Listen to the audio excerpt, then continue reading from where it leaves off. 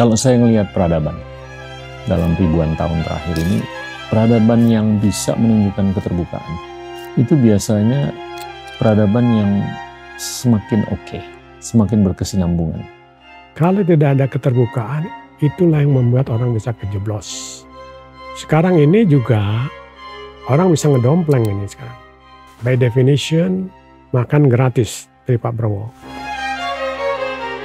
Jangan sampai ketidakjelasan tadi itu membuat kayak sampai sekarang dana bansos saja itu masih tidak jelas lah gitu ya. By definition, what is bansos gitu loh. Atau memang pura-pura aja karena semakin burang, semakin mereka enak hajar daripada APBN segala macam.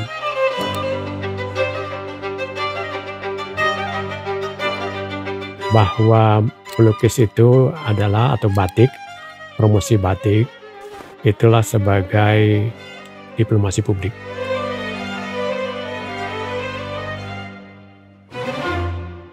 Mengimbangi ide-ide Trump yang kadang-kadang nggak keruan-keruan ini soal Greenland lah, apalah gitu. Dan saya pikir ada balance China dan Jepang, bagaimana juga dari Asianya gitu loh.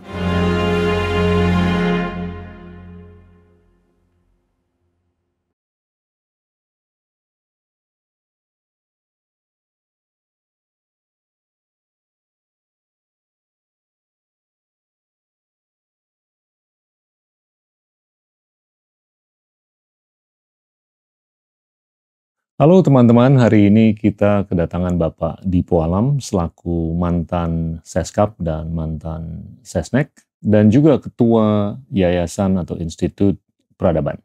Pak Dipo, terima kasih banyak. Terima kasih, sama-sama. Ceritain Pak, Bapak dari lahir terus bisa menjelma sebagai aktivis selama belajar teknik kimia, terus belajar macam-macam sampai S3 di George Washington University. Gimana tuh evolusinya? Ya, saya lahir di Menteng, Jalan Asam Baru. Kemudian karena banyak orang Manado yang akhirnya minta supaya Asam Baru diganti Samratulangi. Kebetulan saya lagi itu sekolah dari rumah ke sekolah Samratulangi, SD. Itu cuma jalan kaki aja lah, karena dekat sekali. Nomor 36, terus ini ke nomornya 24 lah gitu loh. Nah, jadi saya memang lahir di Jakarta, lahirnya saya di rumah sakit bersalin, Sister Betke, Jalan Sawu, dekat rumahnya sekarang, Jalan Sawu dekat rumahnya Wapres Budiono. Dan saya juga senang ketika mengurus untuk rumah Wapres Budiono, saya juga yang ngurus gitu loh. Okay. Ya, saya juga senang dan bangga. Nah, jadi saya lahir di situ di Jakarta. Tapi sebelumnya kan orang tua saya sebenarnya ya dari Sumatera Barat. Ibu saya sebenarnya mualaf. Dulu dia namanya Rahel dan tetap masih Rahel Safril. Dan sehingga akhirnya saya di keluarga saya, ya kita bergaul bebas dan kebetulan sekolah saya terus aja di PSKD di Jalan Samratulangi itu. Ada sekolah PSKD untuk Kuitang 7, terus sampai di depan CBZ jalannya Diponegoro, RSUP, itu juga PSKD SMA ya. Nah, jadi artinya kalau kita Lebaran ya saudara saya yang Kristen, Protestan itu datang. Dan sebenarnya kakek saya, jadi kakaknya dari kakek saya, itu termasuk pendiri gereja gereja yang di jalan dekat sekarang jadi panglimanya KKU itu, markas KKU ya. Atau Gunung Agung. Nah, Kuitang, gereja Kuitang. Jadi keluarga saya, jadi kita udah terbiasa lah, artinya menghormati satu sama lain. Kalau dia Natalan saya datang. Dan kebetulan om saya itu juga Pak Sudaryo, umur 36, dia juga pengusaha sukses. Jadi kayak rumah sakit Cikini itu dia yang Siap. bangun, dan sampai sekarang anak-anaknya terusin. Siap. Dan artinya untuk berbuat amalan dan juga kita saling menghormati satu sama lain. Jadi saya nggak kikuk lah, apakah dia orang kita tidak lihat identitasnya. Tapi yang penting adalah ucapan, pikirannya yang baik lah. Ya. Nah, itu saya lahir di situ. Kemudian mulai dari SD saya di situ, SMP, SMA. Nah, karena SMA saya di dekat Cibiset, waktu Bangun Cipto, kan dekat dengan UI. Nah, ketika demo-demo G30S dan apalagi jenderal kita yang pahlawan, mertuanya Pak SBY siapa? Oh, Sarwoedi. Sarwoedi. Siap. Kan kalau pidato di depannya FKUI Salemba. Nah, kita anak-anak SMA suka nonton. Siap. Oleh karena itu saya juga bercita-cita mau masuk UI, terus saya masuk. Ya. Nah, tadinya saya pengen sekolah setelah lulus UI memilih Institut Teknologi Tekstil yang ada di Bandung. Tapi saya asma. Siap. Jadi nggak cocok. Sudah diterima, Pak? Belum. Oke. Saya jadi nggak boleh sama dokter, dan ibu saya juga setuju. Sampai Bogor saja pun juga tidak, karena kan juga humidity-nya tinggi gitu loh. Karena saya asma saya juga, karena itu sangat ada perasaan lah. Jadi kemudian saya senang melukis, ya dengar lagu, tapi saya nggak seperti kayak Pak Gita bisa lagunya loh dengan hebat. Jadi saya hanya seni aja, melukis. Dan ya kebetulan saya akhirnya lulus di UI. Terus saya akhirnya juga ketika sudah masuk era presiden, jadi kalau buku saya ini dalam pusaran adab dipimpin dan memimpin itu mulai dari Presiden Soekarno sampai terakhir Presiden SBY. Kalau Pak Jokowi ya sedikit lah, karena memang saya kan tidak ikut. Siap. Nah, jadi saya lebih banyak adab dipimpin dan memimpin, bagaimana saya dengan teman-teman, dengan politisi, dengan seniman, dan ilmuwan, saya bergaul yang lebih mudah juga. Kalau saya diangkat terus kemudian setelah oleh kawan-kawan di Institut Peradaban menginginkan saya penerusnya dari Salim Said, yes, walaupun saya tentunya tidak seperti kayak Pak Salim Said lah gitu loh. Karena dia juga sebagai sutradara film dan sebagainya. Nah, itu sedikit mengenai masalah di keluarga saya. Saya nomor 3, kenapa nama saya Dipo Alam? Nah, itu pada ditanya. Saya tulis juga di dalam itu sama Ibu Tin Soeharto. Nah, lagi itu kelompok ibu-ibu apa namanya itu? Dharma Wanita. Nah, Dharma Wanita. Nah, saya kan bikin juga dulu desain-desain batik. Kenapa gitu? Karena bapak saya punya kan pabrik tekstil Cilep di Kalibata. Ya. Nah, saya bikin juga masalah batik. Akhirnya Ibu Tin tertarik juga. Pelan-pelan dia datang ke stand batik saya. Tapi batik saya bukan batik yang ukur halus gitu sampai lama. Sampai berapa bulan, bahkan ada yang tahun. Nah, saya ya kayak begini aja lah. Timbul ada ide gini, bikin kayak begini. Tapi gitu-gitu juga si top designer di Jepang, Yamamoto Kansai, atau Kansai Yamamoto, dia mau minta sama saya 1000 meter. Mana saya sanggup. Ini umur berapa, Pak? Saya lagi tuh umur masih 28 kalau nggak salah. Wow. Jadi saya udah datang ke sana. Nah, sebenarnya saya datang ke sana ingin melihat Japan International Textile Machinery Exhibition. Tapi karena saya udah juga bawa desain-desain itu, saya kasih lihat sama Kansai Yamamoto. Dia bilang, saya tertarik sama desain yang kamu bikin. Saya pesan 1000 meter ya. Nah lagi itu kan winter. Pokoknya sebelum springtime belum masuk, berarti saya hitung, loh cuma 3-6 bulan. Bagaimana saya bisa supply 1000 meter? Jadi dia juga kecewa gitu. Tapi anyhow, itulah hubungan saya dengan Jepang mulai dari seni, bisnis, sampai politik.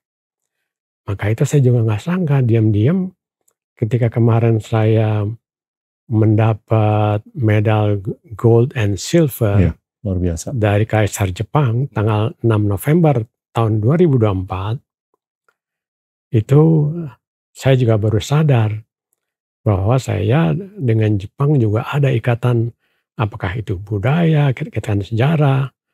Ya, jadi memang juga sampai ketika saya melukis, nah ini yang sangat terkesan sama saya nggak sadar.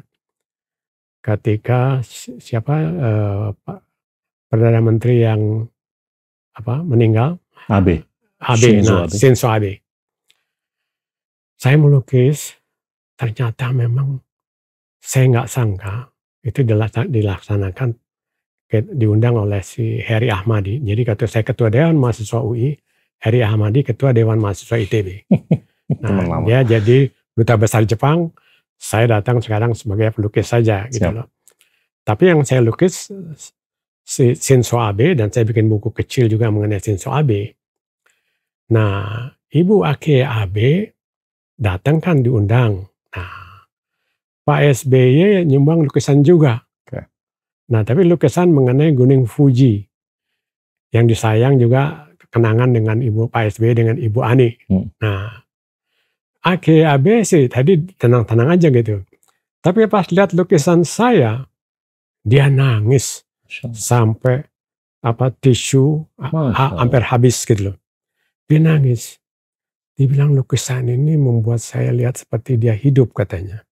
Nah, memang Shinzo Abe pakai baju batik juga. Nah, jadi luar biasa waktu dia nangis itu si Ake Abe. Ya ini saya lihat memang ketika saya melukis ya, memang ada perasaan-perasaan juga, akhirnya bagaimana kuas itu catnya dicampur dan segala macam. Itu juga membuat seperti dia hidup, seperti kayak ketika saya pergi hari keempat tsunami Aceh, ya, saya melihat di jembatan Kroeng Aceh di bawah itu kan, waduh, deras dan juga, tapi saya lihat yang betul ada seorang ibu gitu masih bertahan, tapi udah tersangkut, tapi udah meninggal, ngangkat anaknya gitu. Nah, di situ saya segera teriak, pengen teriak sambil sedih, sambil juga ingin supaya Tuhan membantu. Saya melukis juga The Scream kayak Edward Munch, The Scream of Edward Munch. Tapi Edward Munch kan lagi itu sampai terjual $150 juta dalam lelang. Nah, saya bikin juga The Scream yang saya bikin. Nah, tapi ala jembatan Kroeng Aceh gitu loh. Nah, kemudian juga ada juga ketika, karena saya lagi sebagai hari keempat, saya sebagai pejabat dari pusat, saya masih didampingi oleh satu polisi, satu TNI, karena memang dia menjaga saya, karena masih belum damai gitu loh. Nah, tapi yang saya happy adalah ketika kita diundang oleh Dubes Jepang, Imura-san, sebenarnya Dubes yang Jepang yang inisiatifnya banyak lah untuk bantu Indonesia, terutama mengarah ke perdamaian. Tapi memang sejak Pak Doro Jatun Kuncoroyakti Menko Perekonomian, saya Deputi Menko Perekonomian, saya udah diperintahkan oleh Pak Doro Jatun menjadi perwakilannya dia di rapat-rapatnya Pak SBY sebagai Menko Polkam. di Merdeka Barat. Nah, sedangkan saya kan di Lapan Banteng, Ya. Menko Perekonomian. Nah, jadi dari situ memang ada cerita-cerita yang seperti kayak begitu, termasuk ketika saya melukis Hillary Clinton dengan background masjid yang di Aceh, dan juga George Bush Senior, saya lukis juga itu. Kenapa? Karena sebelumnya 9/11 terjadi di New York itu kan pada waktu itu dekat lah dengan masalah tsunami. Siap. 3 tahun itu. sebelumnya. Ya. 3 tahun sebelumnya. Nah, jadi saya lukis itu supaya Amerika itu lebih lunak lah. Yep. Jangan mengira bahwa Indonesia lah, bahwa semuanya itu kayak ISIS segala macam gitu. Bukan. Jadi saya bikin gitu loh. Hillary Clinton happy. Wow. Ya, happy betul. Dan dia agak ingat gitu loh. Maka itu dari lukisan itu juga jadi nyala terus. Ketika saya menjabat sebagai Sekjen D8 kan itu ada 8 negara Islam yang cukup besar tapi maju. Tapi memang antara Habibie lagi itu pendiri sama Erbakan. Nah, dua-duanya lulusan Jerman, Aachen yang sama-sama. Kalau ini pesawat, kalau Erbakan ahli untuk mesin, termasuk jangan lupa tank Inggris yang Leopard itu dia. Kalau Habibie pesawat. Nah, jadi saya juga tanya lagi tuh sama ketika ketemu sama Erbakan. Indonesia kan ratusan juta. Malaysia cuma hanya berapa, saya bilang. Kok jadi masuk dia D8? Jadi terus Erbakan pinter emang. Dia jawab, jangan lupa katanya. Kamu tuh berdua Indonesia sama Malaysia walaupun dia kecil kamu gede. Ribut terus katanya. Kan ternyata benar. Saya bilang boleh juga nih Erbakan. Jadi akhirnya ya saya lukis itu. Ya jadi ketika saya lukis The Scream itu juga. Dan juga anak kecil, baby run, segala macam. Wah, saya memang mengambil, kenapa saya pamerkan dulu di negara-negara Arab yang kecil-kecil yang ada sekitar dekat dengan Eropa lah gitu. Karena memang orang-orang kaya yang Arab itu yang punya duit, selain tentunya raja minyak, segala macam, adalah orang-orang kaya yang orientasinya pada lukisan barat gitu loh. Yeah. Jadi saya bikin yang agak-agak ada seksi-seksi juga seperti kayak begitu. Nah, jadi kelihatan lembut lah bahwa kalau di Indonesia nih barangkali kita juga nggak terlalu banyak pamerin ini. Tapi kalau sebagai untuk, jadi kalau dia mau beli itu, nah jadi mesti ada juga lah kelembutannya lah gitu loh. Nah, jadi memang dalam menjual lukisan saya supaya value-nya naik. Nah, seperti kayak ini juga kan. Kalau pertama kali cuma harga 350.000 ini pakai buah pace, dibikin, maka itu pacitan, pace, nah 350.000. Nah sekarang saya bikin aja kayak begini karena lagi tuh protes masalah Panglima TNI bilang saya akan fitting katanya gitu loh. Nah ternyata maksud dia fitting itu jangan sampai kacaukan polisi gitu loh kalau pakai senjata kalau TNI gitu loh. Nah itu saya melukis seperti kayak begitu kadang-kadang. Jadi termasuk yang Shinzo Abe tadi itu saya juga luar biasa. Abe penangis sesungguhkan gitu.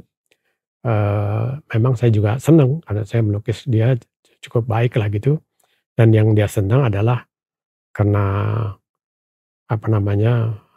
batiknya ada kupu-kupu yang kesenangannya si Abe gitu. Jadi sukses lah artinya memberikan kenangan ke Abe. Ini pesan perdamaian atau kedamaian. Ini kental sekali. Betul. Dalam ekspresi artistik yang sudah dilakukan Pak Dipo.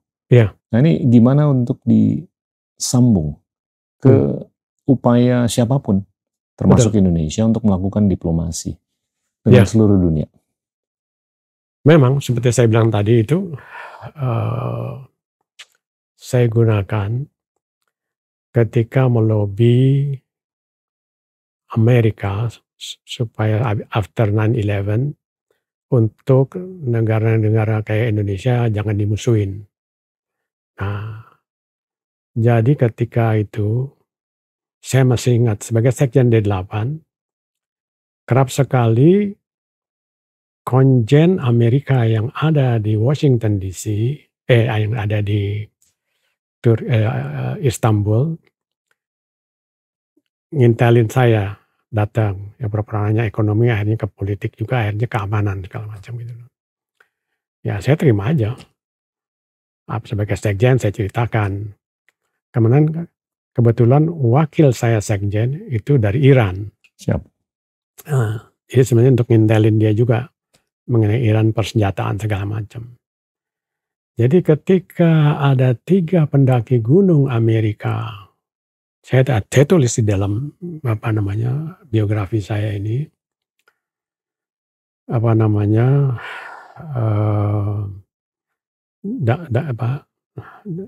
ditahan 3 orang, ada perempuan 1, maka itu Martin Natalegawa sebagai Menlu pelapor hasil pertemuan dia dengan diundang oleh Hillary Clinton di kedutaan besar Amerika di Paris lah gitu loh. Siap. Nah, pulang saya ngedengerin aja terus udah.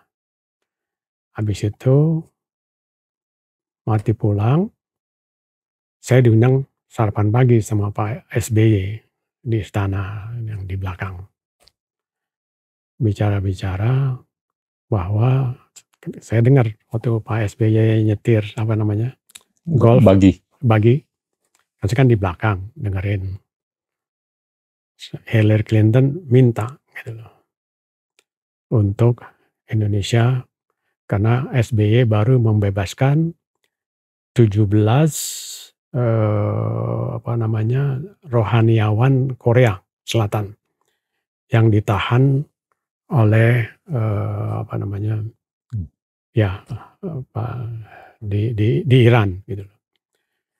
Waktu saya diundang makan pagi, saya bilang sama Pak SBY, Pak, bagaimana kalau Bapak utus saya untuk meng-approach Ahmadinejad sebagai presiden Iran. Kebetulan Ahmadinejad senang sama saya bilang. Karena dialah yang memimpin supaya saya dimenangkan lagi, terpilih sebagai Sekjen D8 sebelum saya meninggalkan Sekjen D8 karena saya tugas di Seskap. Pak SBY saya masih pikir-pikir. Nah, saya pikir agak lama juga. Dia yang setuju atau nggak setuju. Tapi juga dia pikirin juga. Karena yang ditahan itu di penjara Evin. Penjara Evin itu cuma saya dekat. Ya. Ada di Teheran, di Iran itu loh. Nah, kalau saya disekap di situ, kayak orang-orang Amerika yang ditahan, kan kasihan juga mungkin nggak PSB. Tapi Ibu Ani dengarnya, karena dari 3 pendaki gunung itu ya ada perempuan, keluarlah pembelaannya sebagai perempuan. Siap. Ya bagus tuh katanya, kalau Pak Dipo bisa bebaskan, gitu loh. Udah, pergilah. Ya dengan modal cuma 50 US lah uang jajan saya kan gitu kan. Nah, pergi kita, diterima sama Ahmadinejad. Tapi Ahmadinejad orangnya juga gitu-gitu, dia pintar juga. Saya sampai di istana presiden. Jadi saya duduk, terus dia dekat. Dia bilang, oke, maksudnya apa? Ya saya buat surat dari Presiden SBY kepada Bapak Presiden Ahmadinejad untuk kiranya dapat mempertimbangkan membebaskan 3 hikers itu yang ditahan.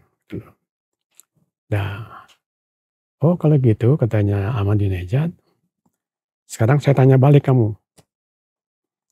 Kalau ada orang asing masuk ke negara kamu, no any formal document, apa yang kamu melakukan? Saya tahan, saya bilang. Ya itu yang saya lakukan, katanya dia bilang. Nah sekarang 3 orang itu aman, termasuk yang perempuan, katanya.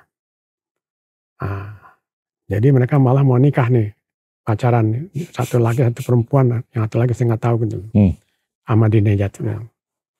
Sekarang kamu bisa diantar pengawal saya ke penjara Evin yang nahan orang-orang Amerika yang ramai itu. Siap. Yang sampai pakai pesawat segala macam. Terus saya bilang, aduh, barangkali itu yang Pak SBY juga ragu-ragu. Jangan-jangan gue disekep juga nanti dia boleh dia kayak gitu. Tapi yang jago kan si Revolutionary Iran. Karena kalau kita lihat muralnya semuanya kan semuanya pejuang-pejuang semua gitu loh. Nggak ada fotonya Ahmadinejad sebagai presiden. Revolutionary Guard. Nah, jadi dia, saya pikir nggak punya gitu apa kemampuan untuk itu gitu. Saya bilang, saya maaf, saya harus pamit pulang dulu. Saya bilang, mati juga saya, aduh kalau sampai gua ditahan di sini mati juga nih. Jadi akhirnya udahlah gitu. Nah ini semuanya juga saya tulis ya, dalam pengalaman. Tapi akhirnya bebas kan? Bebas akhirnya bebas. Nah tapi bebas, siapa yang membebaskan? Kepala Intel, si Bill Burns. Nah Bill Burns adalah memang tapi dia waktu itu masih di PBB kan? Siapa? Bill Burns, tapi dia sempat juga pernah datang ke kantor Seskap. Iya. Karena Dino kasih tahu. Iya. Dino sebagai Wamenlu kasih tahu bahwa saya yang diutus untuk pergi ke Teheran untuk bebaskan itu. Jadi Bill Burns, kalau saya cuma $50, Bill Burns bayar, dia terkenal dengan si Bill Burns, dia bilang dia dengan Oman dia bayar berapa itu, dia ngaku itu loh. Ya tentu aja bisa. Nah sekarang memang saya juga belajar ini, kayak kasus sekarang ini Iran dengan situasi sekarang, apalagi Donald Trump seperti kayak begitu. Saya juga belajar siapa nih yang jadi kepala intelligence Amerika gitu. Kalau kayak Bill Burns dia selalu backside aja gitu. Jadi dengan cukong-cukong dari raja-raja Arab. Nah, kalau cerita kebalikannya dari Bill Burns, ya lagi nih, boleh ya Pak? Saya cerita boleh, mangga. Jadi ceritanya Ratu Elizabeth. Ketika beliau ulang tahun yang ke-90, kalau nggak salah ada bukunya ya. Kalau jadi ini Xi Jinping. Nanti saya baru cerita Xi Jinping.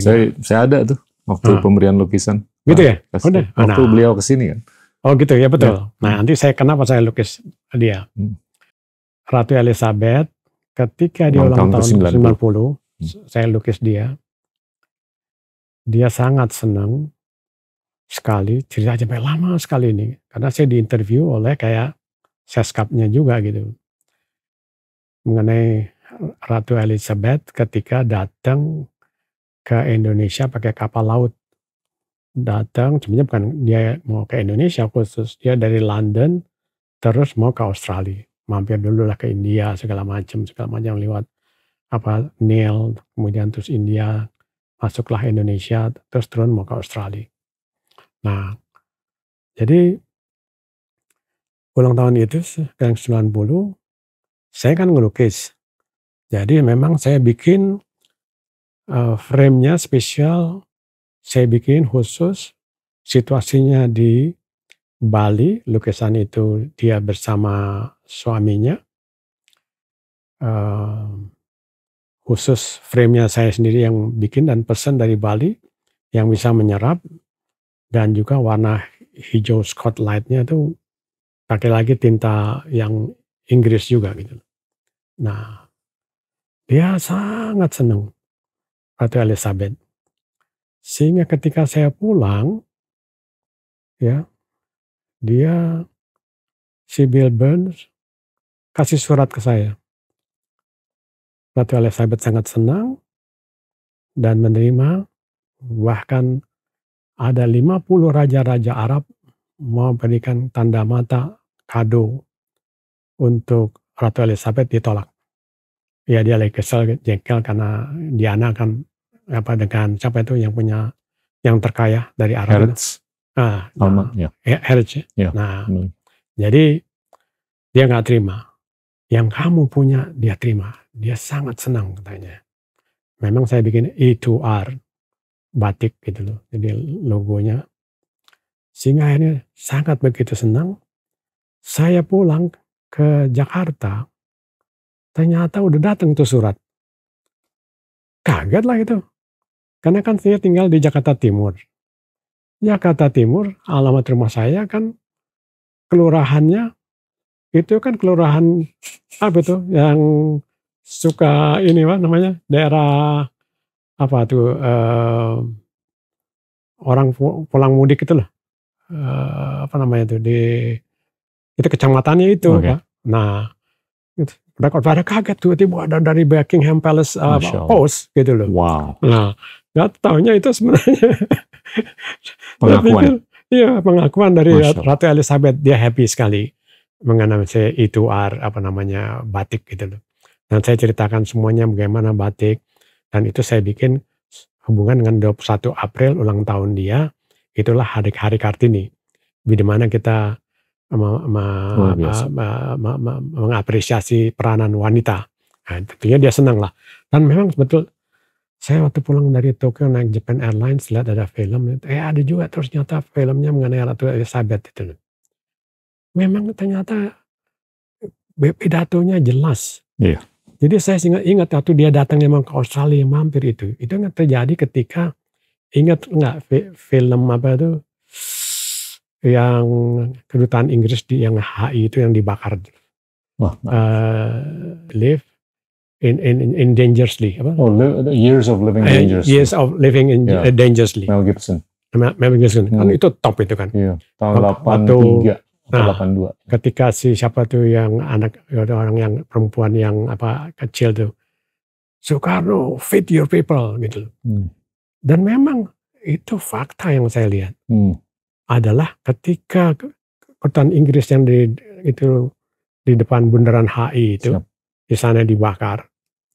Itu memang the year of living dangerously saya lihat. Dan memang kita tidak merasakan happy karena saya juga bapak saya kan punya toko di Senen, di mana orang miskin kalau datang itu bawa karung beras dibocor-bocorin semua, terus ditadah di bawah truk gitu. Nah, dan memang keberbahayaan pada zamannya PKI berjaya memang gawat itu. Itu ya saya tulis lah. Jadi zamannya itu SMA.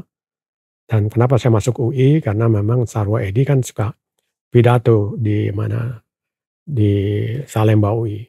Dan memang ketika terjadi peristiwa Malari, yang bisa membebaskan cepat itu adalah Kopassus. Jadi dia cuma hanya baris saja dari Salemba sampai proyek Senen, balik lagi, bawa senjata gitu, orang nonton, bubar itu demo. Tapi kalau baret hijau yang datang dari Jawa, itu sampai ngejar saya, yang ngejar kita.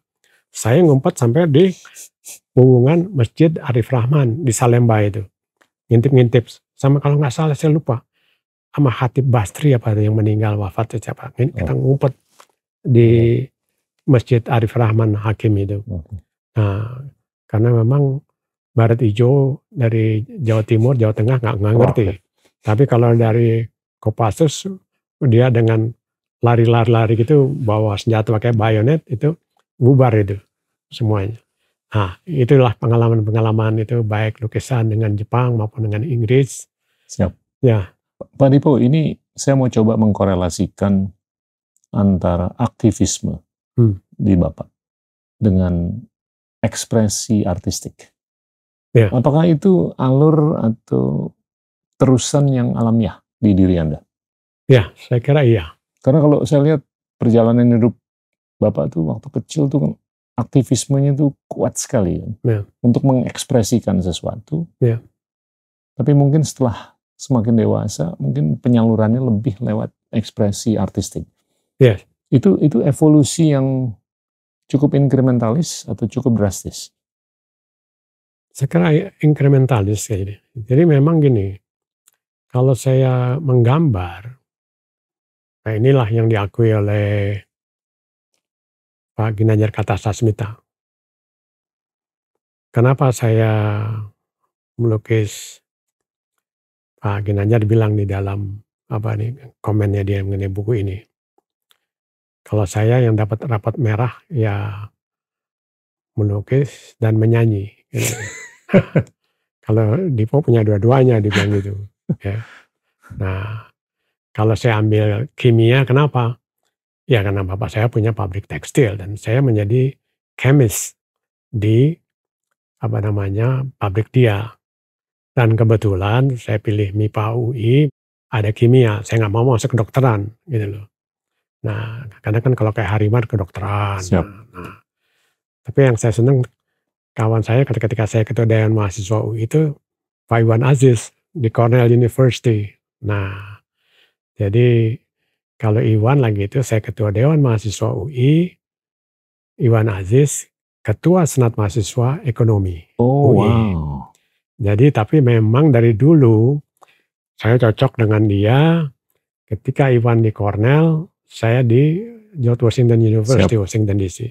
Jadi kalau Iwan nginep datang ke Washington DC, ya nginepnya di apartemen saya. Tapi saya belum pernah nginep di Cornell gitu loh. Saya pernah tuh. Nah, tapi memang Iwan hebat lah. Dia dengan sampai sekarang saya bilang dia hebat ya. Saya paling senang itu komennya dia gitu loh. Dipo akhirnya dapat divine, dia pakai mathematical apa gitu. Nanti kalau dilihat ada komentarnya dia memilih mathematical model yang dia bikin gitu. Dipo adalah mendapatkan I decide you, memilih kawan yang dapat nilai 7 katanya. Jadi itu the divine number for you katanya. Dia tidak mau bersahabat dengan temannya yang rakus lah, dengan kekuasaan. Nah, jadi itu saya dengan Iwan Aziz memang dekat lah. Dan memang sampai sekarang dengan Iwan Aziz. Nah, itu saya sangat look up lah ke beliau. Iya memang. Kemarin berapa waktu yang lalu baru aja ketemu. Beliau kan baru nulis buku. Beliau minta saya untuk menjadi apa ya? Apa bukunya yang terbaru apa? Title-nya. Listen and do, something like that. Tapi buku sebelumnya The Periphery. Nah, intinya dia menyampaikan bahwa berdasarkan risetnya dia atau studinya dia di kampung-kampung di Indonesia, itu banyak sekali kewirausahaan tuh nggak terjadi bukan hanya karena kurangnya dana atau pendanaan, tapi kurangnya sosialisasi, komunikasi antara atau di kalangan seluruh pemangku kepentingan, termasuk yang ada di pemerintah daerah ataupun yang di luar. Nah itu yang dia ingin tonjolkan juga. Jangan semata kita tuh terus-menerus komplain mengenai kurangnya fulus, gitu. Terus kalau yang sebelumnya itu juga saya diminta untuk menulis blurb di bukunya. Intinya mengenai bagaimana pertumbuhan ekonomi itu lebih ke arah kota-kota primer dibandingkan kota sekunder atau bahkan yang di daerah gitu. Tapi beliau, kalau saya ketemu beliau juga kayak saya ngobrol dengan Bapak gitu loh. Enak gitu loh. Dan nah ini saya mau nyambung nih Pak Dipo. Ini kan kalau saya ngelihat peradaban dalam ribuan tahun terakhir ini, peradaban yang bisa menunjukkan keterbukaan itu biasanya peradaban yang semakin oke, semakin berkesinambungan.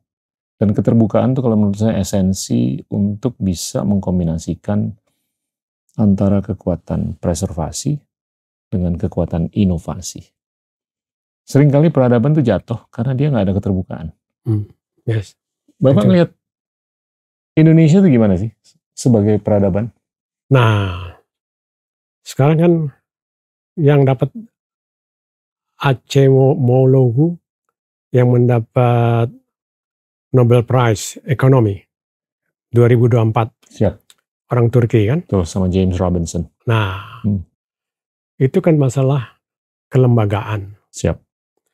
Kalau bicara masalah peradaban dengan kelembagaan, itu saya juga tulis di depan. Kenapa saya memilih itu? Ya, karena memang saya selain sekarang jadi ketua, masalah masalah kelembagaan, memang itu sangat penting. Dan itu kita lihat dari Ibnu Khaldun. Ibnu Khaldun. Ibnu Khaldun. Nah, jadi memang itu kan kita bicara juga soal kelembagaan masyarakat. Ya. Jadi Ibnu Khaldun itu mengaitkan masalah kelembagaan itu dengan keilmuan. Ya. Nah, jadi si Acemoglu ini penerima hadiah Nobel, he is right. Jadi memang kita belajar juga dari Ibnu Khaldun. Nah, jadi dia Ibnu Khaldun juga seorang scholar dengan bukunya dia yang tebal itu. Jadi saya juga baca-baca gitu. Dan saya sangat senang gitu. Jadi memang ya apa yang Iwan Aziz juga dengan mathematical modelnya itu saya sangat senang. Dan memang saya senang juga pada Iwan itu apa? Up to now ketika ulang tahun Emil Salim yang ke-95. 94 this November. Ya, yang kemarin itu. Ya, I was at the time di Taman Mini. Nah, kan saya juga bikin lukisan Emil Salim di di Sumatera Barat, sehingga sungainya saya masih lukis biru. Siap. I just imagine Emil Salim is the first ketua Dewan Mahasiswa UI, the first. Nah, pernahkah kita mendengar persoalan yang buruk dari beliau dalam politik, dalam segala macam, baik pribadi, nggak ada. He's the man, he's a professor, dan saya bangga melukis dia gitu. Saya hadiahkan ketika dia ulang tahun di Taman Mini gitu. Nah, jadi memang Emil Salim juga saya pikir juga dengan apalagi dia mengajar dengan Iwan Aziz, daring Iwan di Cornell, dia entah di rumahnya masih terus mengajar. Kita tidak pernah mendengar dalam politik zamannya era Presiden Soeharto atau Soeharto dan seterusnya ada nama buruk dari Emil Salim. Jadi apa yang dibilang sama si Acemoglu ini ya that's correct.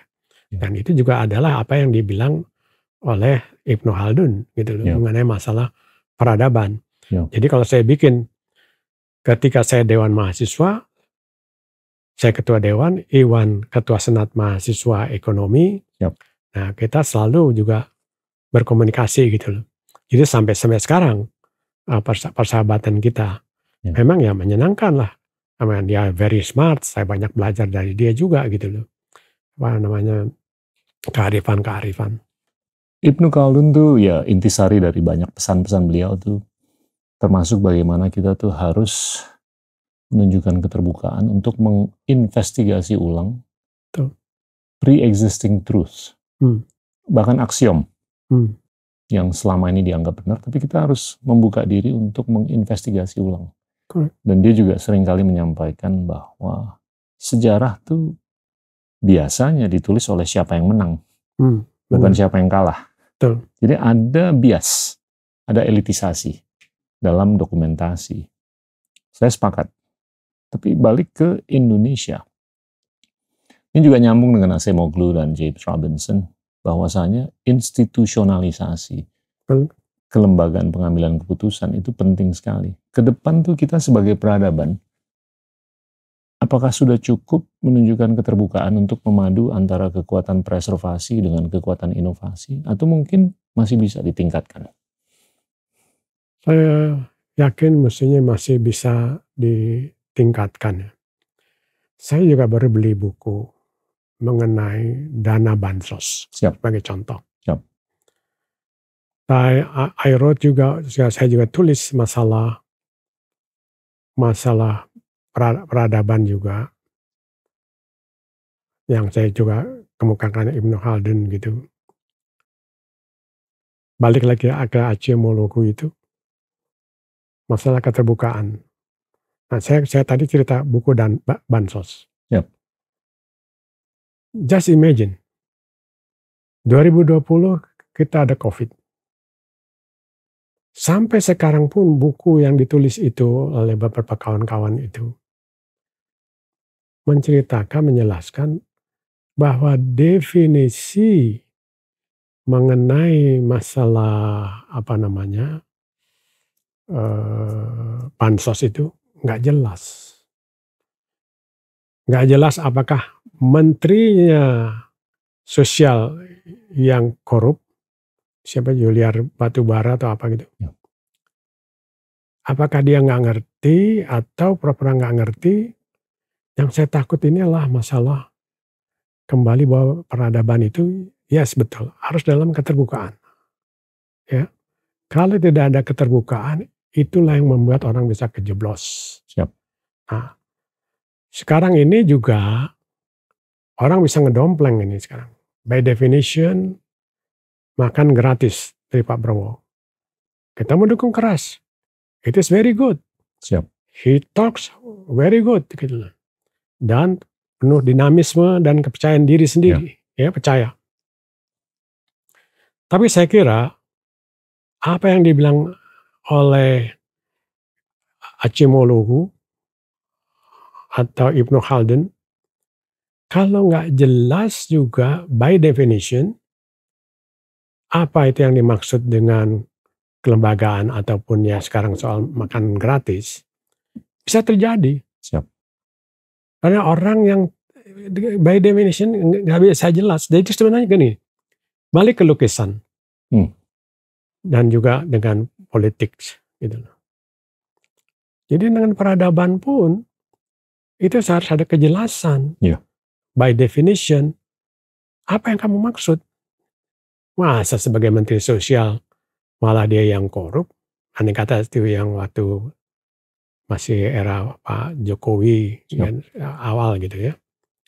Nah, jadi maksud saya memang betul adalah masalah kelembagaan ini adalah masalah keterbukaan, itu yes. Dan memang dengan lukisan-lukisan, coba lihatlah. Yeah. Semua lukisan yang era Eropa maju, yang banyak dipakai oleh ketika Ottoman masih hebat semuanya, itu kan diambil juga dari masalah keterbukaan juga dan kelembagaan. Gitu loh.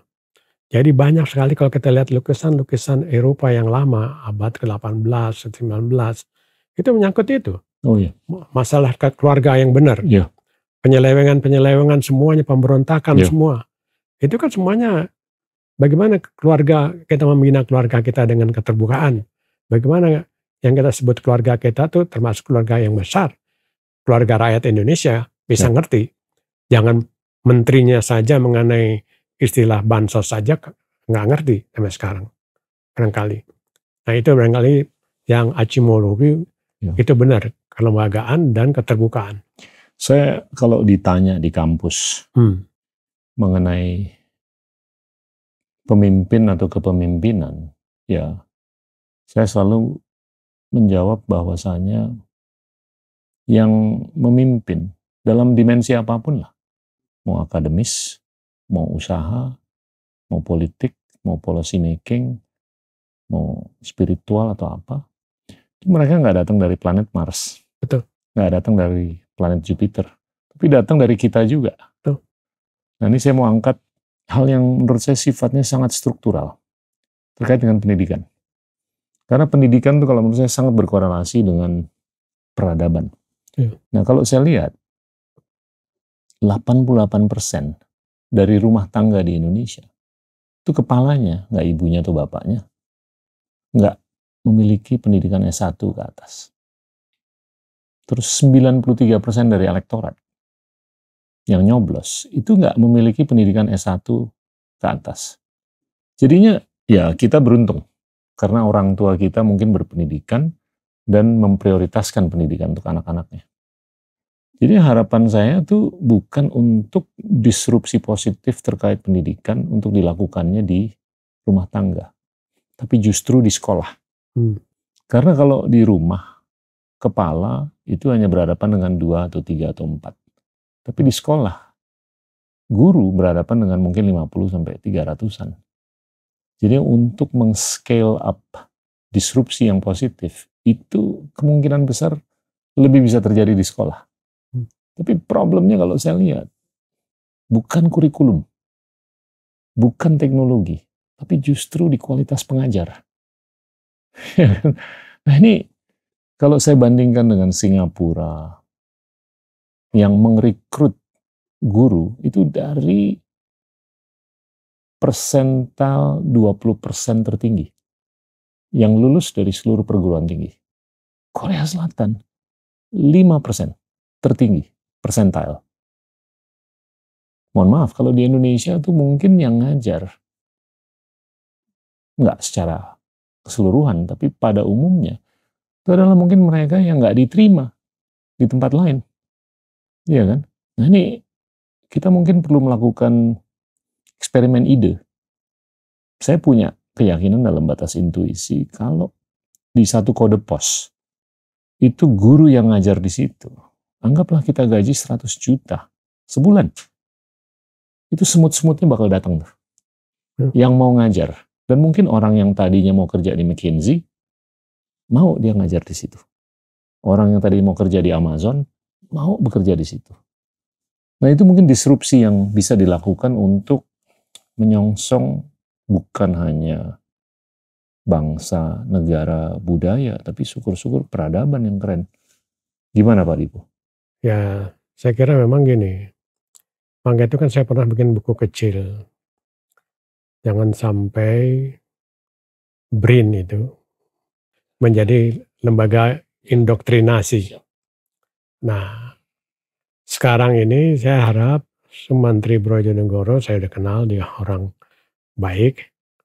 Dan tentunya ya saya percaya, kebetulan waktu saya masuk UI, di MIPA UI, Bapak dia, Sumantri Brojonegoro adalah juga masih ngajar. Jadi hebat.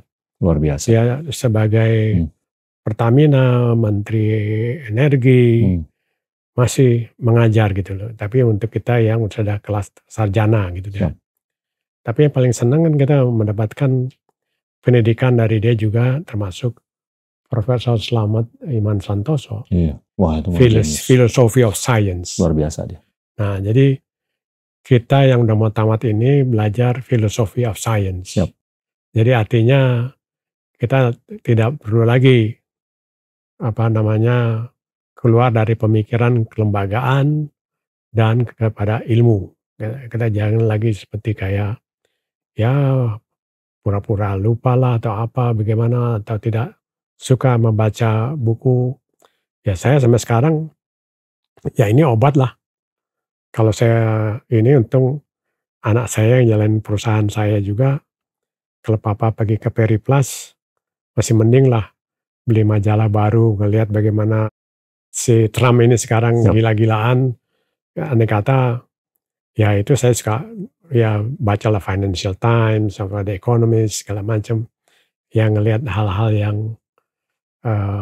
apa sih yang terjadi sekarang gitu loh. Dan saya kira itu betul. Kalau andai kata memang orang-orang yang berbakat di dalam AI ini sekarang ini begitu lincah, ada yang lincah itu segera diambil untuk sebagai pengajar. It is yes, kita harus bahkan emas lah, jadi keharusan meng-hire mereka. Oleh karena itu, ketika LIPI masih dipimpin oleh Pak Lukman Hakim, jadi junior saya, dia minta meningkatkan agar professorship gitu dari peneliti yang ada di Indonesia, baik LIPI, BPPT, sejak zaman Habibie, sampai sekarang jadi BRIN. Nah, itu ditingkatkan sama dengan tunjangan kinerja dari perguruan tinggi. Alhamdulillah saya berhasil. Sehingga naik tunjangan kinerja dari peneliti-peneliti yang di LIPI. Termasuk hanya BPPT juga.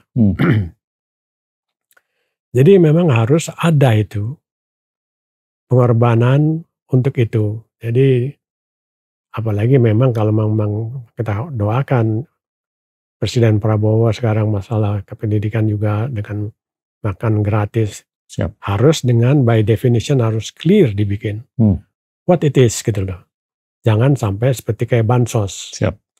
Kadang-kadang kalau akhirnya itu tidak teliti, presidennya udah begitu semangat dan punya keyakinan dan cukup optimistik, harus didukung. Jadi saya setuju tadi kalau andai kata memang anak-anak muda yang sekarang jago dalam masalah praktek AI ini, ya sudah masanya. Dan kalau kita baca apakah itu dia orang China, di RRT, apakah yang di Amerika, semuanya ini sekarang waktunya. Gitu. Ya. Jadi para peneliti, para pengajar semuanya harus ketika semangat Profesor Slamet Iman Santoso atau Sumantri Brodjonegoro yang dengan anak-anak muda sekarang ini menuntut kelembagaan yang si Aceh Moluhu sebut. Siap. Keterbukaan. Ya, sekarang anak-anak kan ya udah menggunakan AI untuk masalah keterbukaan. Ya. Jadi kalau andai kata ditakut-takutin akan ditahan segala macam, orang udah nggak bisa lagi seperti kayak kasus PIK 2 sekarang. Siap. Nah, jadi memang kadang-kadang yang membuat Perpres atau Kepres itu yang wanti-wanti saya minta ketika saya sebagai Seskap maupun Mensesnek, kemudian setelah Pak Sudi wafat, itu saya minta betul. However, itu pun mereka punya tunjangan kinerja tidak sesuai. Padahal mereka kerjanya itu juga cukup, kita harus berhati-hati. Kita kan yang membuat Perpres dan Kepres gitu loh, untuk presiden. Dan kadang-kadang Pak SBY pun andai kata, mudah-mudahan juga Prabowo juga begitu. Setiap mau ditekan saya mintaan kata Perpres yang udah dari hasil rapat kabinet, dia masih nanya sama saya, Pak Dipo, ini aman ya? Aman Pak. Bismillahirrahmanirrahim. Tekan. Nah, jadi artinya kalau Pak Prabowo juga lakukan seperti itu, dan saya yakin iya pada saat sekarang juga pun, ya, saya harapkan itu terjadi. Nah, karena itu juga masalah BRIN, masalah ini segala macam ini juga harus ditekel benar. Siap. Nah, saya senang tuh waktu saya di Aceh kemarin mengenang dua abad tsunami, dikirim tuh si Kristi itu. Nah, dia orangnya agak cerewet gitu, kan cerewet, lincah lah gitu loh. Tapi dia punya ide bagus gitu loh. Nah, dan juga termasuk sekarang. Nah, di Aceh sendiri saya lihat orang ada anak-anak muda udah jadi guru besar bukan karena dipermudah, kadang-kadang mentang-mentang di Aceh gitu loh. Ya.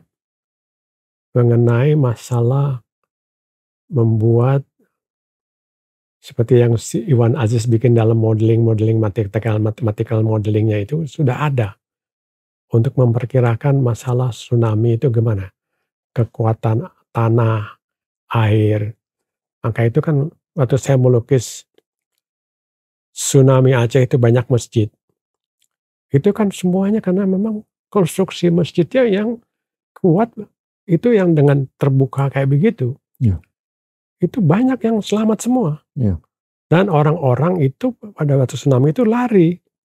Nah, sekarang orang udah ada scholars di situ sudah bikin juga bukunya dan membuat modeling mengenai masalah tanahnya dan sebagainya.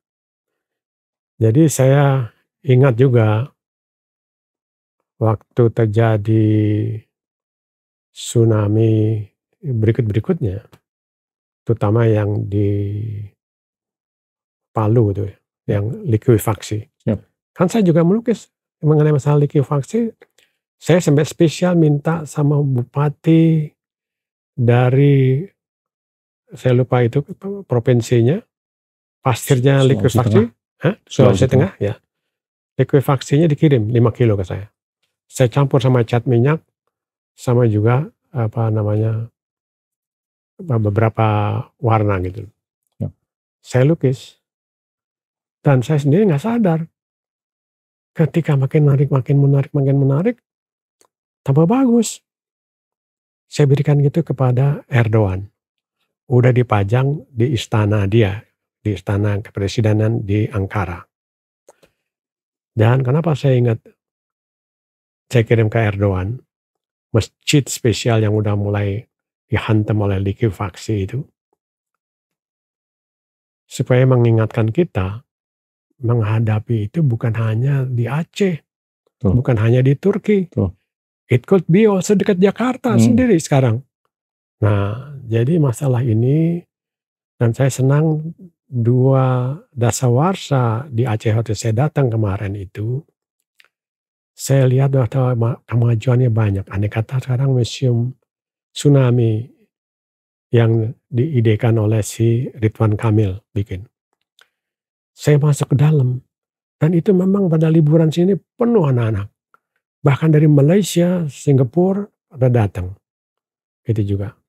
Dan ini kan membuat kewaspadaan kita. Siap. Kalau terjadi tsunami. Jangan kita kira sekarang Jakarta atau Depok itu tsunami-nya mesti jauh.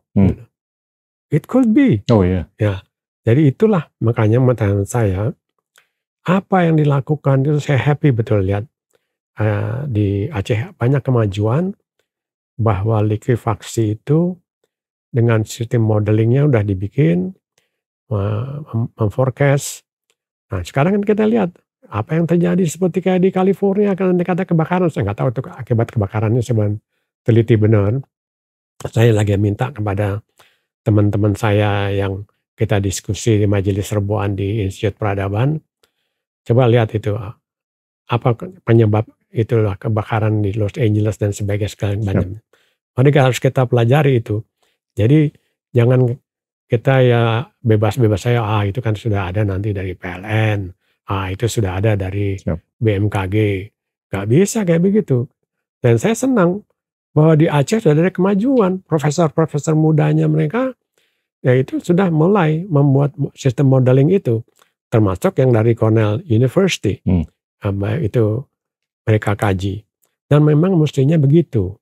Jadi lembaga seperti BRIN harus kayak begitu, bukan istilahnya melakukan proyek-proyek aja gitu loh. Pak Dipo ini terus mengenai peradaban. Saya tuh sangat percaya peradaban tuh nggak akan maju kalau kognisi yang terbatas. Betul. Ya kan? Ya. Dan ini data-data yang semakin lama semakin melotot. Ini terkait dengan bagaimana IQ kita. Rata-rata cuma 78,9. Bagaimana Singapura tuh sama Korea Selatan 105, 106. Ashkenazi Jews itu mungkin 115 sampai 125. PISA untuk anak-anak umur 15 tahun. Profisiensi lingual atau bahasa dan profisiensi STEM, Science, Technology, Engineering, Mathematics. Kita nomor 69 dari 81 negara yang diukur. Kambodia nomor 81, Singapura nomor 1 sekarang, Tiongkok nomor 2. Vietnam yang baru selesai perang tahun 75 udah top 20 kalau nggak salah. Di Asia Tenggara itu hanya 2 negara yang skornya di atas rata-rata dunia, Singapura dan Vietnam. Terus kalau kita lihat porsi manufaktur itu udah turun dari high 20s ke 18% dari PDB. Terus kita lihat produktivitas marginal untuk barang dan jasa per orang per tahun Indonesia itu $25.000. Singapura $200.000. Jadi ini data-data yang terus melotot ke kita. Dan kalau menurut saya, Ini harus dibudayakan. Ya. Budaya baca. Betul. Bukan baca TikTok. Ya. Baca buku. Betul. Iya kan? Dan anak-anak kita tuh kalau menurut saya sudah terjebak dengan pasca modernisme yang mana mereka nggak bisa membedakan antara fakta dan opini. Karena mereka nggak bisa berfakta, lebih gampang beropini. Nah itu yang agak-agak mengkhawatirkan. Dan kedua, saya takutnya nanti kita sebagai bangsa ataupun peradaban, kita menderita dari yang seringkali saya sebut fatigue ekspektasi. Kita jadi hopeless nanti. Dan kita udah nggak bisa berharap lagi. Karena kita ya begitu-begitu aja penyikapannya. Gimana Pak? Ya, jadi saya kira barangkali apa yang dilakukan oleh keinginan Presiden Prabowo ini dengan makan gratis ini, itu juga salah satu kalau di-tackle secara benar. Siap.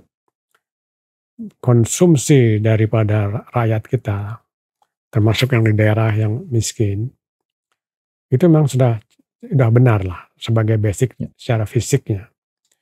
Tapi psikisnya dan tadi kelembagaannya itu memang harus ditata yang secara jelas ya.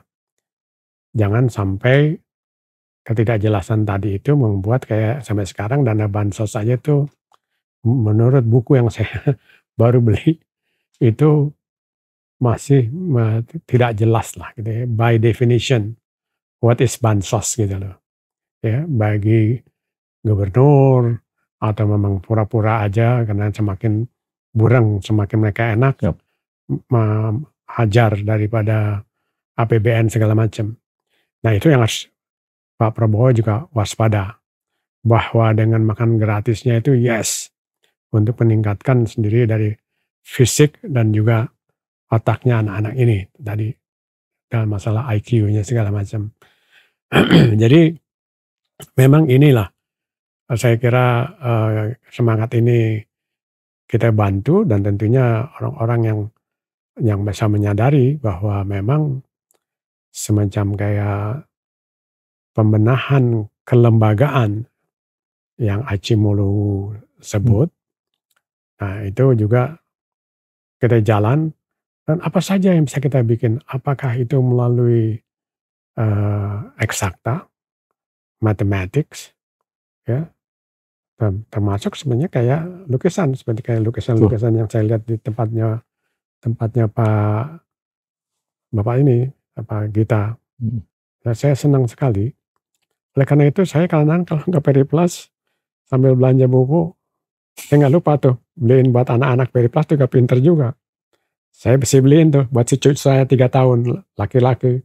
Nah anak ini cerdas gitu loh. Insya Allah. Jadi saya suguhin juga dia supaya dia senang gitu loh. Nah jadi dalam hal ini saya kira itu betul masalah kelembagaan dan juga program dari Pak Prabowo memang itu saya pikir sudah tepat masalah soal makan gratis dan tentunya agak masalah kelembagaan yang dibilang Acimologi ini harus dicek itu daripada orang-orang kementeriannya yang ada gitu loh. Jadi ya Sri Mulyani bikin juga biografinya kan 600 halaman. Tapi saya senang dia bikin masalah kelembagaan di Kementerian Keuangan yang dia tulis dan itu memang ya bagaimana dia berkiprah di IMF maupun di World Bank dan termasuk di lapangan banteng Kementerian Keuangan. Saya pikir selama dia masih memang seperti itu apa yang dia tulis di dalam buku biografinya, saya pikir itu baik untuk dipelajari. Nah, tentunya kelembagaan itu harus dibangun. Oleh karena itu, saya juga naikkan juga tunjangan kinerja dari anak-anak buah saya. Yep. Jadi sebelum saya mundur, saya bikin namanya Tukijo. Apa Tukijo? Tunjangan kinerja JOS. Nah, jadi kita nggak lagi Tukimin, ya. Jadi tunjangan kinerja minim gitu. Nah, tapi yang paling kocak, saya berani itu bikin karena si Dede sebagai Menteri Keuangan lagi di Amerika, gitu loh. Jadi sekarang saya tulis di dalam buku ini, Dede paling ketat, Pak.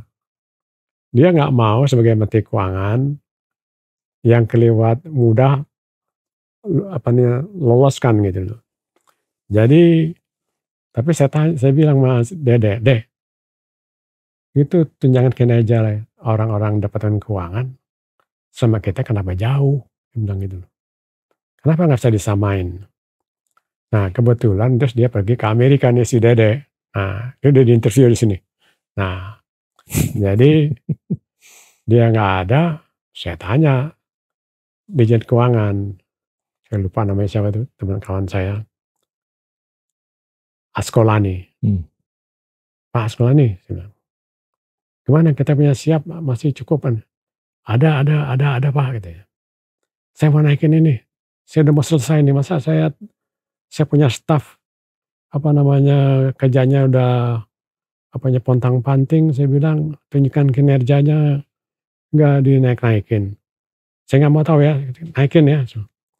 Begini Pak Dipo, pokoknya kalau Bapak mau naikin tunjangan kinerja dari anak buah Bapak di Setkap ataupun di Setnek, bikin aja katanya. Udah, bikin aja udah.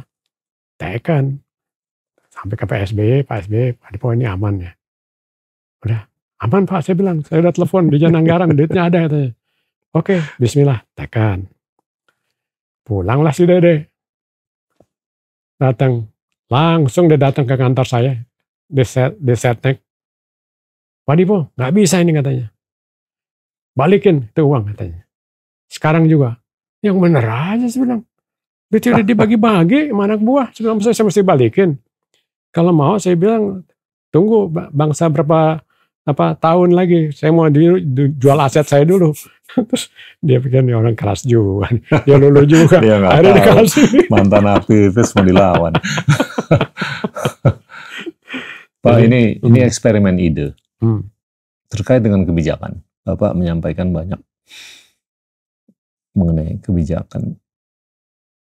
Gimana untuk anak-anak muda sekarang, anak dan cucu kita lah, untuk lebih bisa baca buku? Perlu nggak sih adanya kebijakan untuk membatasi konsumsi medsos oleh anak-anak muda? Kebijakan untuk medsos? Mengkonsumsi medsos di HP.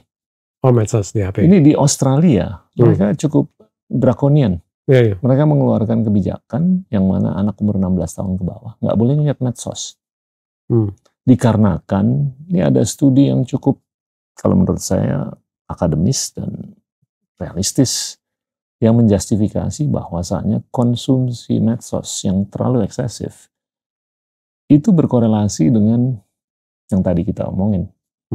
Inkapasitas untuk membedakan fakta dari opini, bahkan degradasi spiritual, yang pasti degradasi intelektual.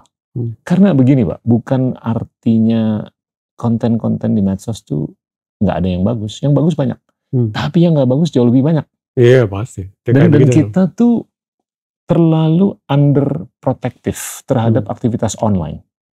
Kita terlalu overprotective terhadap aktivitas offline. Kita ngeliat anak kita takut kalau mereka nyebrang jalanan. Itu offline kan, aktivitas. Tapi kita nggak terlalu protektif mengenai apa yang dia lihat di HP-nya. Dan kalau kita ketemu mereka, makan malam cuma setengah jam, 45 menit, tapi dia ngeliat HP 8-10 jam, kita nggak tahu, dan kita nggak mengkurasi apa yang dia lihat. Betul. Di Tiongkok, mereka yang membuahkan platform seperti Red Note atau TikTok gitu, mereka juga membatasi apa yang bisa dilihat. Bahkan kalau perlu, hal-hal yang edukatif, hal-hal yang positif untuk kepentingan kredit sosial. Nah ini, kalau menurut saya kalau kita nggak mempertimbangkan, ya saya nggak tahu ya kalibrasinya seperti apa. Kalau kita nggak mempertimbangkan hal-hal seperti itu, budaya baca buku ini akan terus menurun dan ya sulit untuk kita menyongsong peradaban yang keren ke depan. Iya, itu betul. Jadi emang untuk membaca itu ya terutama kadang-kadang kita lihat juga kan gitu, saya juga melanggan yang majalah AI segala macam ini. Dan oleh karena itulah saya kalau lagi pergi ke Periplus, beli beberapa buku, saya ajak si tadi itu anak cucu yang 3 tahun. Dari situ udah mulai. Nah, ternyata ibu bapaknya juga senang lihat ya ketika kayak begitu. Dan anak ini menjadi tambah cerdas saya lihat gitu loh. Jadi dia tidak hanya oleh karena itu juga dilarang oleh ibunya di rumah untuk terlalu banyak lihat beli medsos-medsos itu. Dan memang tentunya ini banyak dari keluarga kita sendirilah. Dengan banyak kita berikan contoh-contoh kayak begitu dan memfasilitasi. Dan berapa banyak lah buku-buku itu, toko-toko buku yang sekarang untuk anak-anak. Ternyata bukan hanya Periplus, tapi juga beberapa toko buku agama, andai kata juga terutama Islam gitu, memberikan juga buku-bukunya yang sekarang lebih banyak mengikuti situasi kini. Siap. Jadi andai kata menjauhi dari sikap-sikap daripada yang ya muskil lah gitu. Ya, jadi itu memang kadang-kadang orang suka terlupa. Tapi saya memang percaya bahwa memang budaya baca ini harus sejak dari kecil, dari rumah. Karena kalau diserahkan saja pada sekolah, saya pikir nggak cukup. Siap. Gitu loh. Jadi interaksi antara orang tua terhadap anak-anaknya itu perlu. Nah, tentunya orang bilang tadi kan, kok Singapura bisa begitu, kok Vietnam bisa begitu. Nah, oleh karena itu memang juga saya kira apa yang dilakukan di dalam rumah itu kita bikin juga dalam kelembagaan di pemerintahan maupun di parlemen kita. Walaupun kita lihat juga kadang-kadang di Taiwan maju kan orang juga parlemennya berantem tonjok-tonjokan tuh. Nah, memang itu juga terjadi kayak hal-hal yang seperti itu. Tapi itu di zaman sekarang dengan AI kayak begini, mau nggak mau saya bilang ya peran orang tua itu sangat penting sekali. Iya, tapi kalau orang tuanya nggak berpendidikan S1, iya. problemnya di situ kan, Pak. Cukup struktural. Ya kita beruntung. Karena orang tua kita memprioritaskan. Karena mungkin mereka berpendidikan. Tapi 88% dari rumah tangga nggak punya S1. Jadi saya sih tetap dalam batas intuisi ya Pak ya, berpikir bahwa disrupsi positif untuk kepentingan pendidikan nih yang paling gampang tuh terjadi di sekolah. Selama gurunya oke. Dan saya tuh di kubu yang percaya bahwasanya orang yang lebih bisa bercerita, dia lebih bisa mengkonversi muridnya untuk menjadi fisikawan dibanding ahli fisika yang nggak bisa bercerita. Jadi guru di level TK, SD, SMP, SMA, universitas itu harus jago bercerita. Betul. Dan harus ditopang dengan kognisi. Setuju. Pak Dipo, ini terakhir mengenai demokrasi. Pandangan Bapak gimana? Kita udah ngobrol mengenai seni, falsafah, peradaban, budaya, pendidikan, geopolitik, perdamaian. Yang terakhir, demokrasi. Gimana, Pak? Wah, kalau demokrasi saya kira barangkali ya seperti dalam buku saya juga. Kenapa ketika saya era Soeharto,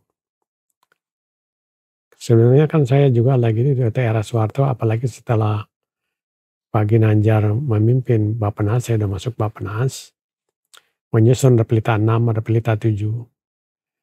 Memang leadership yang ditanjolkan oleh Pak Ginanjar ketika kami menyusun Repelita 6, Repelita 7, juga Menteri Risteknya Habibie, itu bagaimana leader-leader kayak begitu dengan leadership yang ada dan juga masalah kelembagaan yang mau dia bangun, itu memang luar biasa. Jadi ketika saya menyusun Repelita 6, Repelita 7 di bawah Ginanjar, kan yang ditarik juga banyak itu, mulai dari profesor, dari mana itu, ketika menyusun Repelita 6, Repelita 7. Jadi ketika saya berdiskusi dengan beberapa rekan-rekan itu, banyak saya mempelajari dan ditopang juga oleh kesempatan saya untuk belajar dan masalah kelembagaan. Sebagai contoh, sampai sekarang saya nggak bisa main golf nih, Pak Gita. Ada bagusnya, Pak. Bisanya bola gebok aja saya. Ya. Banyak pegolf yang nggak bisa ngelukis soalnya. Nah, karena kenapa? Saya lagi itu karena menyusun replita 6 replita 7, Ginanjar perlu partner kayak saya gitu loh. Jadi saya bagian nulisnya juga ya andai kata ya, Jepang, saya punya hubungan dengan Jepang andai kata.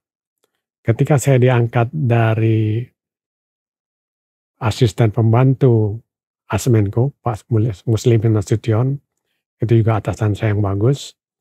Nah, jadi saya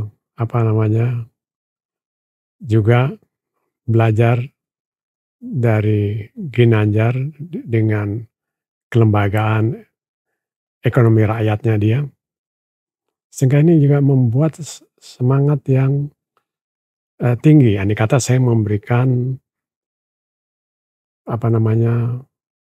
kenaikan dari honor penjaga BMKG.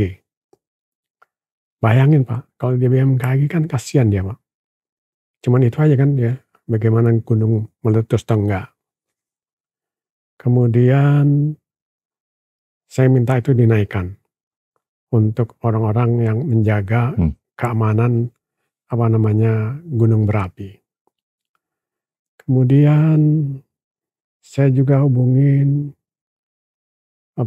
Jepang untuk membantu lightening dari Museum Geologi yang di Bandung untuk mengawetkan juga dan juga dari museum-museum itu. Mungkin orang nganggap itu nggak penting, tapi saya naikkan honor mereka dengan pasti. Dan si Jepangnya juga happy. Dan juga ketika masalah perdamaian Aceh, saya perjuangkan kenapa sih Jepang ini memberikan saya medal kemarin itu gold and silver itu. Saya diundang oleh Science Department of Technology dari Filipina. Itu kan ada di Manila. Yep. ADB di Manila. Jadi within lunch break ya, saya manfaatkan datang ke kantor ADB. Saya datang, Presiden ADB kan Jepang, lagi ada di Tokyo. Yang ada si Mark Sullivan, Vice President Amerika. Saya coba untuk supaya perdamaian Aceh dapat ditopang dengan keekonomian yang dimiliki oleh Aceh dalam kekayaan alamnya. Saya datang karena saya sudah dapat dari Kepala Biro Perencanaan bahwa pupuk Iskandar Muda perlu jangan sampai tutup karena gasnya selalu diekspor. Padahal kita punya pupuk Iskandar Muda. Nah ini gak ada dalam masalah perindustrian, dalam masalah ekonomi dan kelembagaan. Nah kemudian saya bilang juga Aceh Craft Aceh itu juga harus dibangun. Kemudian si Mark Sullivan, Vice President, well, katanya, okay, thank you your request. Now, can you convince me, dia bilang katanya, I will report to the President of the ADB what the discussion of us. Could you call Minister of Industry, Tungki Ariwibowo? Saya telepon.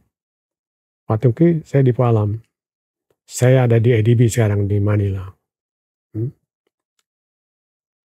Saya meminta supaya loan $300 juta untuk supaya pabrik pupuk Iskandar Muda tetap survive dan Aceh Craft juga survive. Karena ini untuk menopang perekonomian di Aceh supaya nggak ribut-ribut. Nah gitu. Oke. telepon, Pak Tungki saya Dipo, bilang saya ada di Manila, di ADB sekarang. Di depan saya ada Mark Sullivan, Vice President of ADB. Dia ingin supaya dapat keyakinan bahwa apa yang saya ajukan, 300 million US dollar, untuk 2 pabrik itu, is it true? Langsung dijawab Pak Tungki. Yes, katanya. What Pak Dipo Alam said, I agree, katanya. Okay, now the most difficult one, Minister of Finance. Ministernya Mari Muhammad. Saya call Mari Muhammad, kan saya tulis juga di sini. Bang Mari, Assalamualaikum warahmatullahi wabarakatuh. Waalaikumsalam. Kenapa Dipo? Saya sekarang lagi dengan Vice President ADB. Mengajukan loan $300 juta, saya bilang gitu. Untuk pabrik pupuk Iskandar Muda dan juga Aceh Craft. Gitu. Setuju apa enggak? Yes, I agree, katanya. Waduh. Jadi within lunch break, jadi $300 juta dapat lah gitu. Jadi artinya, ini juga membuat credit point saya dengan kedutaan Jepang dan juga dengan Aceh. Jepang. Dengan masalah perdamaian Aceh. Jadi waktu perdamaian Aceh di Jepang, saya dengan Pak SBY, saya bisa menjelaskan secara lengkap mengenai apa yang kejadian di Aceh. Maka saya happy yang mendapatkan juga medal ini Pak Kuntoro, Mangku Subroto. Terus Yonan, nah itu saya. Nah, jadi saya kira barangkali inilah, tapi ternyata emang orang Jepang itu dipelajari semua. Mengenai saya lagi itu, saya juga nggak tahu. Dia minta apa CV saya yang lengkap semuanya. Jadi artinya ya syukurlah. Penghargaan ini saya terima dengan hormat. Dan saya ketemu lagi dengan Imura waktu habis itu kita dinner. Yang kita banyak ngomong mengenai masalah situasi gini, masalah politik. Nah, saya lupa nih, Xi Jinping dari mana Xi Jinping? Di situ. Oh, itu ya Xi Jinping. Kenapa saya lukis dia? Orang kan pada nggak senang banyak sama dia. 2013. Nah, 2013 ya. Just imagine. Ketika datang sebelumnya Presiden China, mungkin Hu Jintao kali ya. Siap. Nah, ketika itu kan kita dapat translator. Kan kita, ini kan nggak pakai bahasa Inggris pertemuannya. Bahasa Cungko lah. Nah, lama gitu loh. Terus sudah itu, habis break terus saya tanya, yuk kok biasanya lancar? Saya bilang, kenapa sih lama? Udah maaf Pak. Soalnya ngomongnya kasar. Hanya kata, ya itu Amerika setan, atau itu genderuwo, kayak gitu kan. Dalam bahasa Cungko. Kan sih susah saya nggak enak sama Pak SBY katanya. Dia sopan katanya orangnya. Ini kok tiba-tiba, ya ini mitranya ini bicaranya kasar. Nah, kalau ini siapa Xi Jinping, 1 Oktober dia diangkat oleh Partai Komunis Cina. Ya. 2 Oktober, 3 Oktober dia datang ke Indonesia. Ketemu sama SBY karena kita dia udah dikenal lah gitu. Nah, jadi saya lukis dia dengan istrinya Madam Peng Liyuan. Dia cantik gitu loh. Nah, pintar, penyanyi, artis ya, dan jago. Jadi bayangin. Jenderal pula. Jenderal, Brigjen. Nah, betul. Jadi 3 hari, jadi 2 hari dia ketemu, saya lukis ini dan dia happy. Saya bikin ini batiknya batik Kasemaran. Luar biasa. Nah, jadi ini Xi Jinping saya translate baik dalam bahasa Inggris, bahasa Indonesia dan bahasa Mandarin gitu loh. Nah, jadi waktu dipamerkan di Gedung Gajah, pantesan banyak kok Taipan datang. Teman-teman dia motret aja di dekat lukisan Xi Jinping datang kan, dapat dia lagi dengan Xi Jinping. Dipajang kan di kantor dia, di Taipan. Ya saya tahu kayak begitu, gua hajar juga nih, ongkos lukisan gua sampai dapat berapa miliar. Boleh kan? Ya, memang Jadi saya pikir ya memang saya nggak lagi nulis buku nanti bahwa melukis itu adalah atau batik, promosi batik itulah sebagai diplomasi publik. Betul. Jadi saya pakai. Jadi batik itu saya masih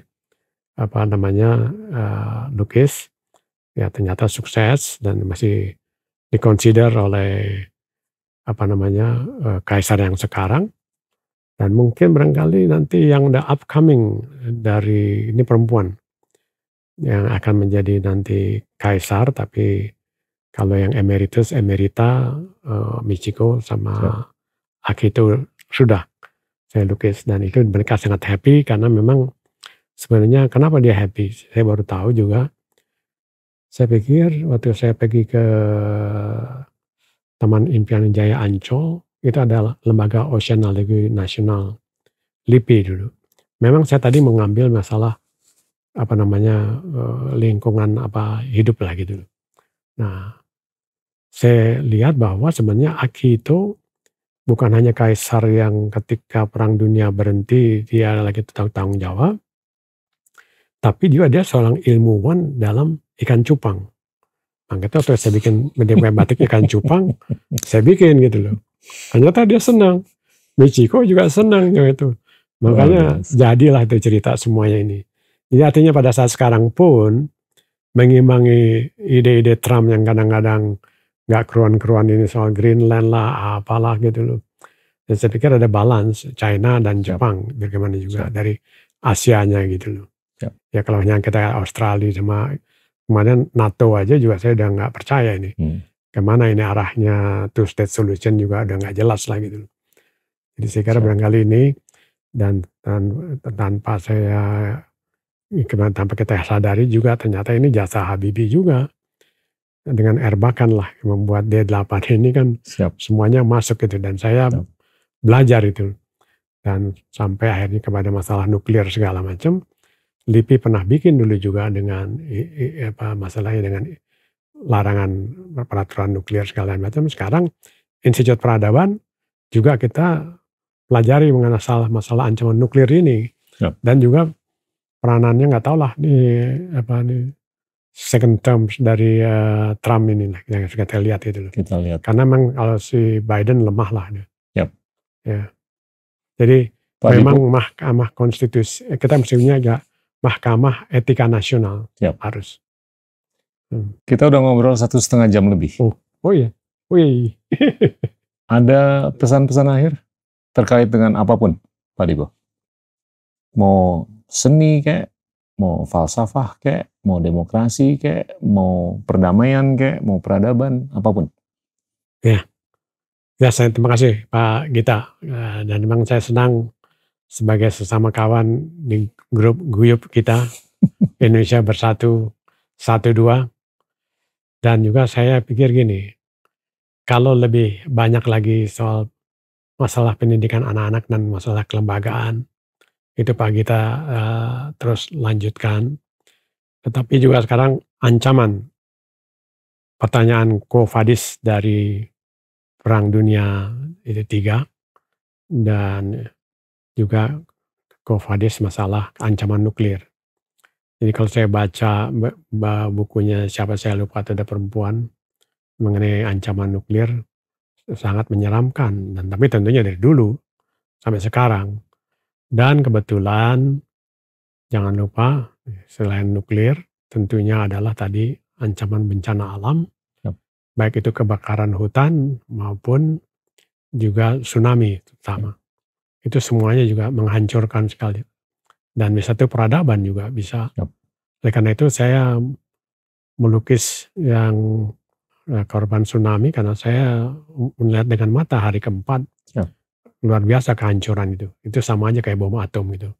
Maka itu saya melukis juga mengenai si yang dapat orang tua yang survive, yang dapat juga penghargaan dari Nobel untuk perdamaian dunia di Jepang. Saya lukis dia juga pakai baju batik dan pakai semangat